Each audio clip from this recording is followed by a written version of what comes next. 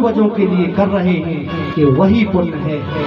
वो वहाँ प्रसन्न होते हैं, कहते हैं कि देखो मेरे पुत्र ने और मेरी बहू ने आज कितना अच्छा, हमारे इस अग्रवाल परिवार ने कितना अच्छा आयोजन किया है कि आज उनके पूर्वज प्रसन्न हो रहे होंगे, कह रहे होंगे वास्तविकता में हमारे उद्धार के लिए हमारे पुत्र ने आज सबसे बड़ा कार्य कर दिया। वहाँ से जैसे ही आया तो वो स्वर्ग में गया। स्वर्ग में देखा तो स्वर्ग के सुख तो स्वर्ग के ही, कंचन थाल, बढ़िया रेशमी चंदेवर, बढ़िया डल्लभ के गद्दा है, बढ़िया जो खाने हैं आपके ना मन इच्छा जो है, कल्प वृक्ष की भांति जो आपको चाहिए है वो आपको प्रदान हो रहा है। वहाँ बढ़िया सुख है।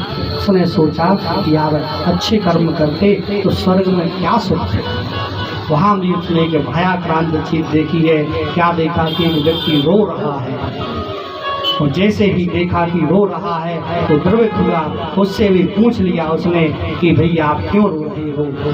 तब तो उसने बताया है कि क्या बताऊं, मैंने तो बहुत पुण्य किए थे, अपने माता पिता के लिए बहुत धर्म किया, कथा भागवत की, उनको जैसे बना उनकी आंख में कभी आंसू नहीं आने दिए, पर मेरे कुल खानदान में एक आताताई पैदा हो गया है, इतने पाप कर रहा है, इतने पाप कर रहा है कि मेरे भी जो पुण्य हैं वह सब छीन हो करके मैं भी नरक में जाने वाला हूँ, मैं इसलिए रो रहा हूँ।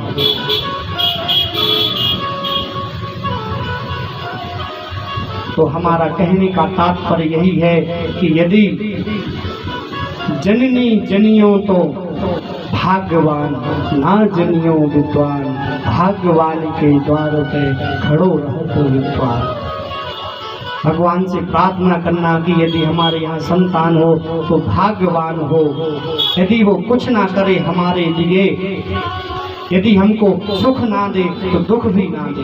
हम नहीं अभिलाषा करते उनसे कि हमको सुख दे, पर दुख भी ना दे, क्योंकि उसके दुख देने से हम तो दुखी होंगे ही, साथ साथ में हमारे पूर्वज भी बहुत दुखी होंगे।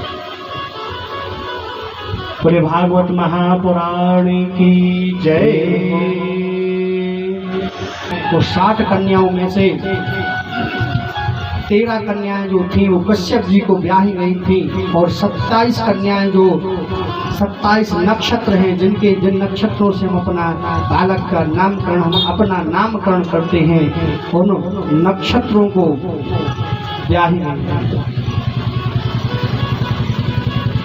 और जो मतलब जो 27 कन्याएं थी जो नक्षत्र हैं वो चंद्रमा को ब्याही गई थी।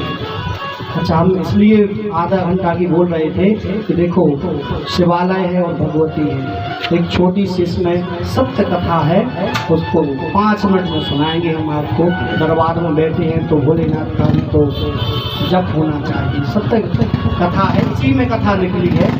जो चंद्रमा को 27 जो नक्षत्र बेटियां थी दक्ष को ब्याही गई थी, तो जो रोहिणी नक्षत्र है तो चंद्रमा जी जो थे तो सबसे ज़्यादा प्रसन्न उन्हीं पर थे, जबकि दक्ष की 27 कन्याएं थी। सभी 26 कन्याओं ने उनसे पिताजी से जाकर के दक्ष से कहा कि पिताजी, हमारे पतिदेव हम लोगों को उतना प्रेम नहीं करते हैं जितना रोहिणी को करते हैं।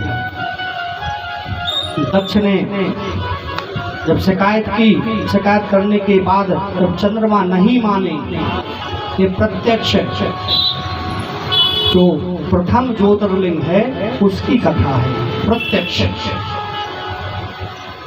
तो सौराष्ट्र देश जो के साथ साथ हमारे